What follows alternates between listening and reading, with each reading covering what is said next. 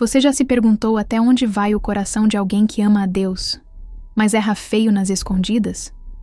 Pois é, Davi tocava a harpa para Deus, e do telhado desejava a esposa do vizinho.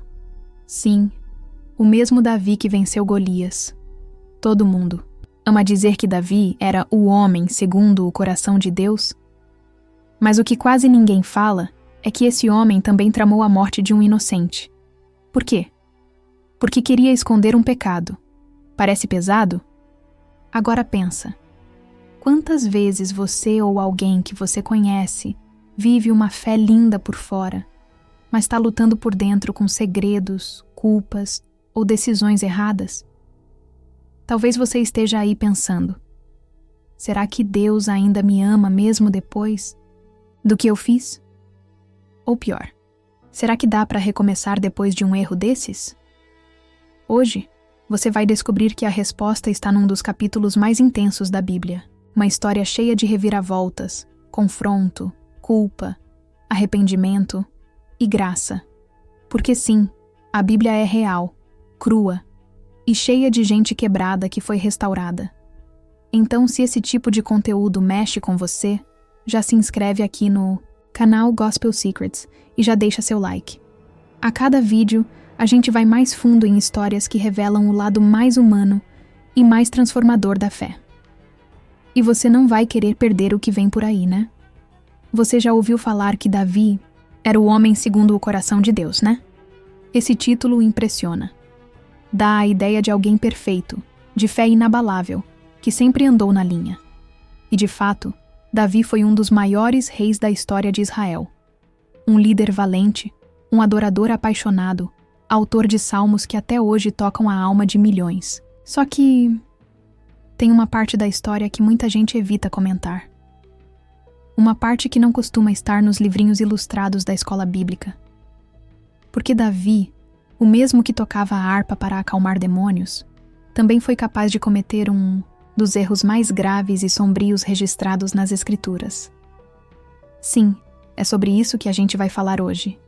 Davi era famoso, respeitado, ungido.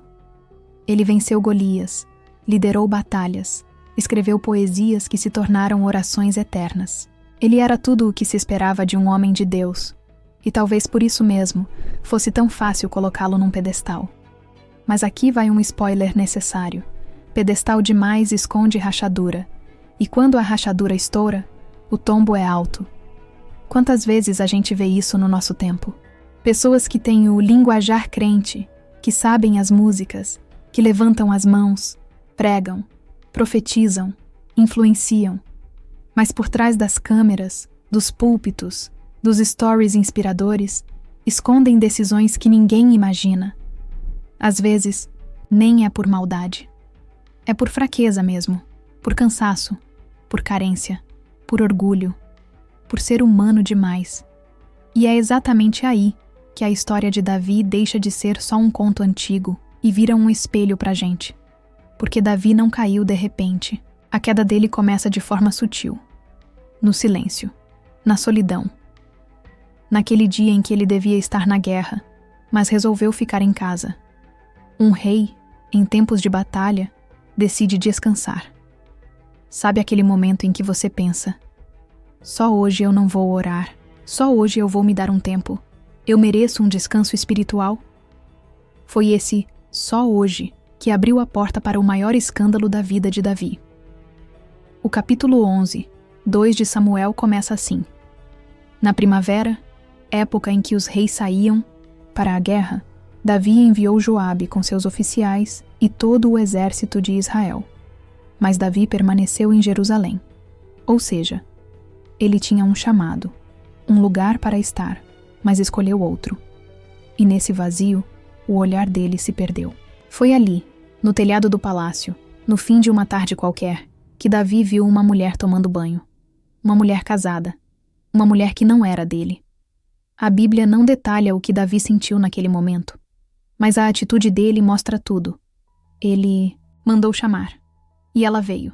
Agora respira fundo, porque o que vem a seguir não é uma história bonita.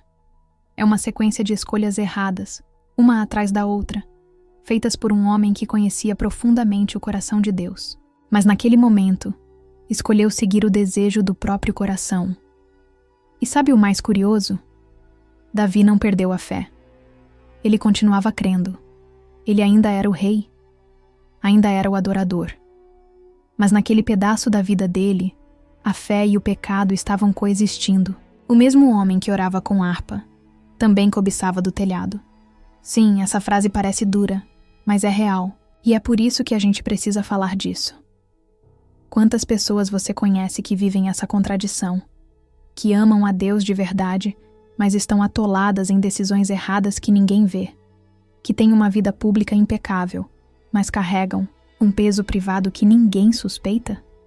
Talvez você mesmo esteja vivendo assim, com a alma dividida, com momentos de oração intensos, e minutos depois, escolhas que te deixam com vergonha até de olhar para o céu. Isso não torna você um monstro, isso te torna humano. Mas também te deixa em risco, porque o pecado escondido, quando alimentado em silêncio, sempre cobra um preço alto, e foi o que aconteceu com Davi. Antes de a gente entrar no que ele fez depois desse primeiro passo, eu quero que você pense em uma coisa. Onde você tem escolhido ficar nos dias de batalha? Tem ido à guerra certa? Ou tem descansado no telhado errado? Essa história é sobre escolhas silenciosas, sobre como grandes erros começam com pequenas permissões, sobre como até os mais usados por Deus ainda precisam vigiar, porque a presença de Deus não nos imuniza contra o erro. Ela só nos chama mais rápido de volta quando erramos. E aqui está a beleza disso tudo.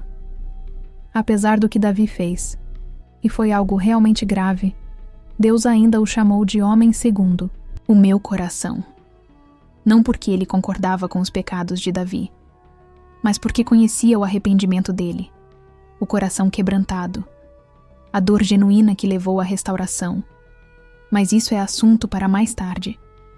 Por agora, eu só quero te lembrar. Nunca julgue alguém só pelo que aparece. Nem se julgue pelo que você esconde. Todos nós temos capítulos que gostaríamos de pular, mas a graça de Deus é especialista em reescrever finais. Vamos voltar àquela tarde silenciosa no palácio. O cenário é Jerusalém, mas a alma de Davi está em outro lugar. Os exércitos de Israel estão em guerra. Uma guerra que Davi deveria estar liderando, mas ele está ali, sozinho, entediado, caminhando sem rumo pelo terraço real. O rei dos salmos, dos cânticos, o matador de gigantes, agora caminha em círculos.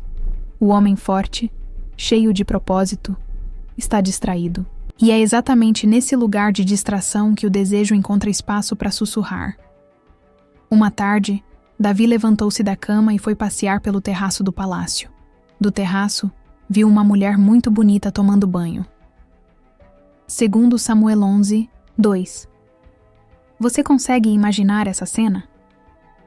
O sol começando a se pôr, o ar morno da primavera, o silêncio pesado do palácio vazio, e ali, no alto do telhado, os olhos do rei se prendem numa visão que ele não esperava, mas também não desviou. O texto é claro. Ele viu e continuou vendo.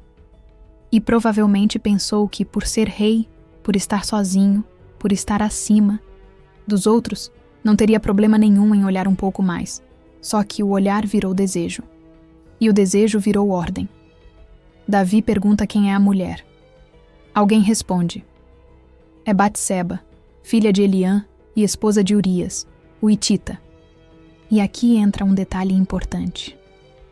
A Bíblia faz questão de dizer que ela era esposa de outro homem, ou seja, Davi sabia que ela era casada, sabia que Urias era soldado e um dos mais fiéis do seu exército, sabia que o que ele estava prestes a fazer era totalmente fora dos limites, mas mesmo assim, ele mandou chamá-la.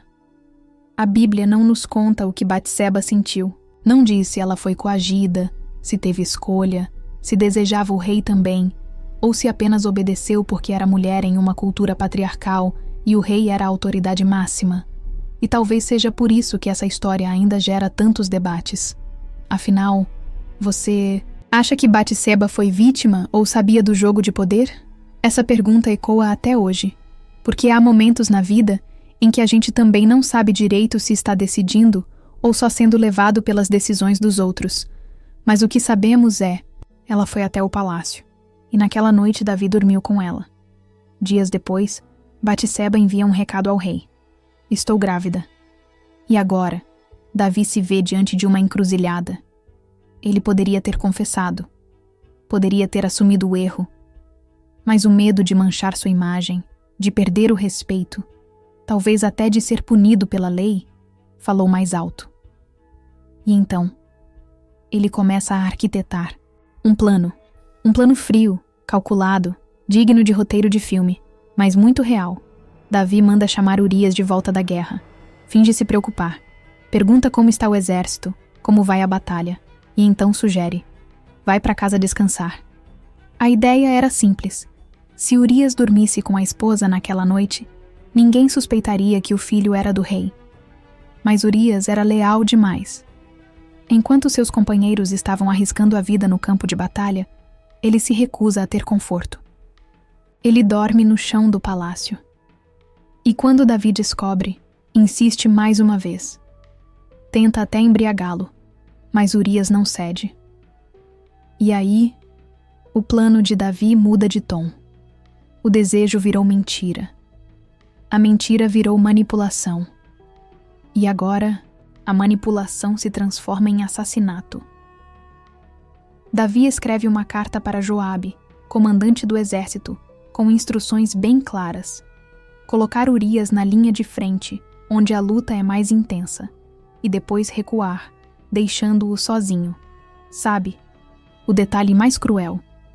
Ele entrega a carta ao próprio Urias. O homem leal que não desconfiava de nada, carrega sua sentença de morte nas mãos. E assim foi feito. Urias morreu em combate. Oficialmente, foi uma perda de guerra. Mas Davi sabia. Batseba sabia. E acima de tudo, Deus sabia. Essa parte da história é de arrepiar, porque mostra até onde o ser humano pode ir quando tenta esconder um erro com outro. É como se Davi tivesse sido engolido por uma sequência de más decisões, e talvez ele mesmo já nem soubesse como sair dali. O rei guerreiro agora era um homem comum, tentando tampar o buraco de um pecado com outro ainda maior. E por mais chocante que seja, essa história tem algo profundamente verdadeiro. Nenhum de nós está acima da queda. Não importa o cargo, a reputação, os feitos do passado.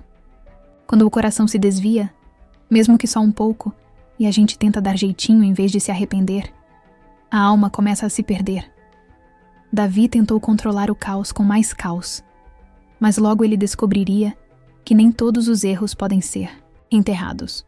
Deus estava prestes a confrontá-lo, mas não com fúria, com verdade, e é sobre isso que vamos falar a seguir. O confronto de Deus, a dor do arrependimento e a chance de recomeçar mesmo depois de uma queda tão grave. O tempo passou. Batseba agora morava no palácio. O luto de Urias havia terminado. Para os olhos humanos, tudo parecia resolvido. Mas dentro de Davi, o silêncio falava alto. Aquela paz que ele conhecia tão bem, aquela presença divina que o guiava desde menino, agora estava distante. Não porque Deus tinha ido embora, mas porque Davi se afastou. Ele ainda era rei, ainda era o mesmo homem. Mas havia algo fora do lugar. Um peso que nem os salmos conseguiam tirar. E foi então que Deus decidiu agir. Ele envia Natã, que era profeta. Um homem de Deus. E também um amigo próximo do rei. Mas naquele dia, ele não veio trazer palavra de encorajamento. Veio com uma missão difícil: confrontar o ungido de Deus, dizer a verdade a quem poderia mandá-lo calar ou até matar. Só que Natã era sábio. Em vez de chegar acusando, ele conta uma parábola. Havia 2 homens numa cidade, um rico e um pobre. O rico tinha muitas ovelhas e gado. O pobre tinha apenas uma cordeirinha que criara com carinho, como filha. Um dia, O homem rico recebeu uma visita, mas em vez de pegar uma de suas muitas ovelhas, tomou a única do pobre para servir ao convidado. 2 Samuel 12. Ao ouvir isso, Davi se enfurece. Ele levanta do trono indignado e diz: esse homem merece morrer. Ele pagará 4 vezes o preço por essa crueldade. Silêncio. E então, Natã olha nos olhos do rei e diz as palavras que congelam o tempo. Esse homem é você. Pausa. Imagina o choque. O mundo de Davi desmoronando em segundos. Ele percebe que Deus viu tudo. Que o pecado escondido não estava tão escondido assim. Que o trono, o poder, a imagem, nada disso protege um coração que se afastou da verdade. Mas aqui começa a parte mais bonita dessa história. Davi não tenta justificar. Não acusa Batseba. Não culpa a solidão, nem o estresse do reinado. Ele apenas responde: pequei contra o Senhor. Segundo Samuel 12 e 13, simples assim, sem floreios, sem defesa, só um coração quebrado que reconhece a gravidade do que fez. E sabe o que Natã responde? O Senhor perdoou o seu pecado. Você não morrerá. Uau, isso é graça. Isso é o que diferencia Davi. Ele não era perfeito, longe disso. Mas quando caiu, caiu com o rosto no chão. E Deus viu o coração arrependido dele. Esse momento é poderoso porque ele ecoa até hoje. Quantos de nós vivemos em modo disfarce, mantendo aparências, tentando esconder feridas, empurrando erros para debaixo do tapete espiritual? A verdade é que todo mundo tem seus telhados, seus lugares de tentação, suas decisões mal feitas, seus Urias, que a consciência insiste em lembrar. Talvez você esteja ouvindo isso agora e sentindo um incômodo, um peso, um nome, uma lembrança. Pode ser um relacionamento escondido, que você sabe que não é saudável, mas que parece impossível de largar. Pode ser uma decisão impensada, tomada num momento de carência e que até hoje te persegue. Pode ser aquele segredo que ninguém sabe, mas que você carrega como uma mochila cheia de pedra na alma. Ei, isso não é o fim. A história de Davi nos mostra que errar, mesmo feio, não desqualifica ninguém do amor de Deus. A diferença está em como você responde ao erro. Davi não foi um homem segundo o coração de Deus porque ele era perfeito, mas porque ele sabia se quebrantar. Ele sabia voltar. Ele sabia chorar de verdade. Não com culpa paralisante, mas com arrependimento transformador. E o arrependimento verdadeiro não é só sentir, é mudar. É encarar as consequências com coragem. É buscar restauração mesmo quando ela custa caro.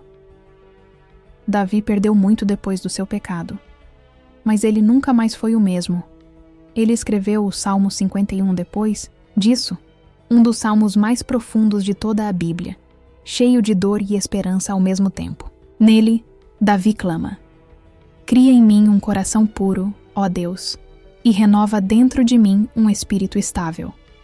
Não me expulses da tua presença, nem tires de mim o teu Espírito Santo. Esse é o grito de alguém que entendeu tudo, que preferia perder o trono do que viver longe da presença de Deus. E talvez seja isso que Deus está esperando de você hoje. Não que você se esconda, nem que tente se fazer de forte, mas que abra o coração como Davi abriu, que diga: sim, eu errei, mas eu quero voltar, porque Deus não rejeita um coração quebrantado.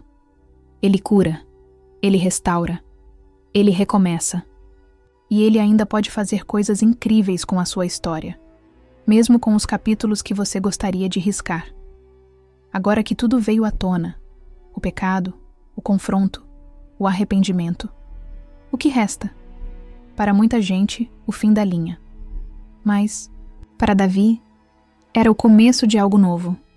Não porque ele merecia, não porque as consequências foram embora, mas porque ele escolheu se voltar completamente para Deus.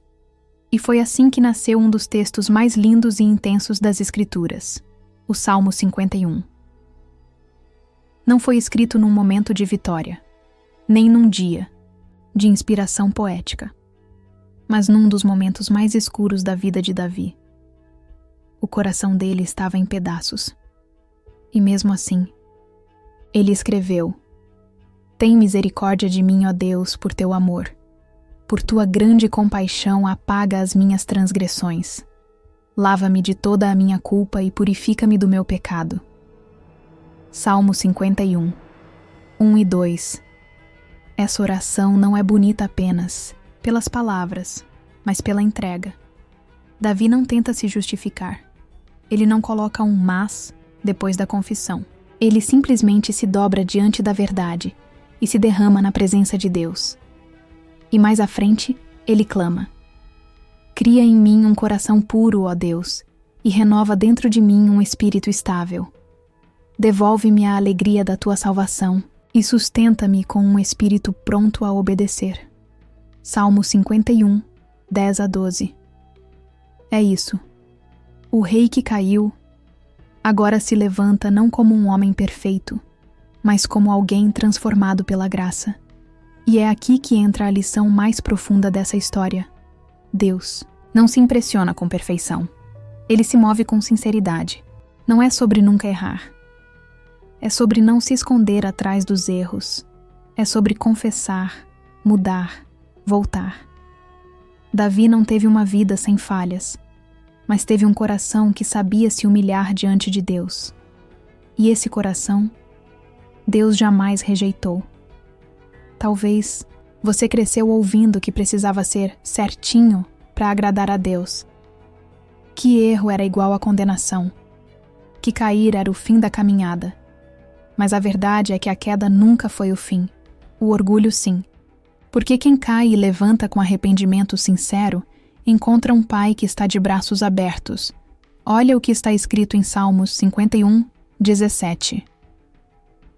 Os sacrifícios que agradam a Deus são um espírito quebrantado, um coração quebrantado e contrito. Ó Deus, não desprezarás. É isso que Ele quer de você. Não uma performance, mas uma entrega. Um coração real que assume seus erros, que se rende e que deixa Deus reconstruir o que foi quebrado. Porque sim, as consequências existem. Davi enfrentou muitas dores depois daquele episódio. Mas ele nunca mais se afastou de Deus como antes. Ele viveu com marcas, mas também com presença, com cicatrizes, mas com intimidade. Porque onde o pecado aumentou, a graça transbordou. E é por isso que até hoje, Davi ainda é chamado de homem segundo o coração de Deus. Não porque era perfeito, mas porque era verdadeiro. Essa história é para você que se sente distante, sujo, imperfeito, que acha que já passou do ponto de retorno. Ei, não passou. Deus ama a gente imperfeita que confessa e muda.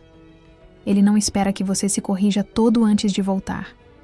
Ele só quer que você volte, e Ele sabe curar, sabe restaurar, sabe transformar, até os piores capítulos da sua vida em testemunho de graça. A graça não encobre o erro. Ela cura o que foi quebrado. Ela não finge que nada aconteceu.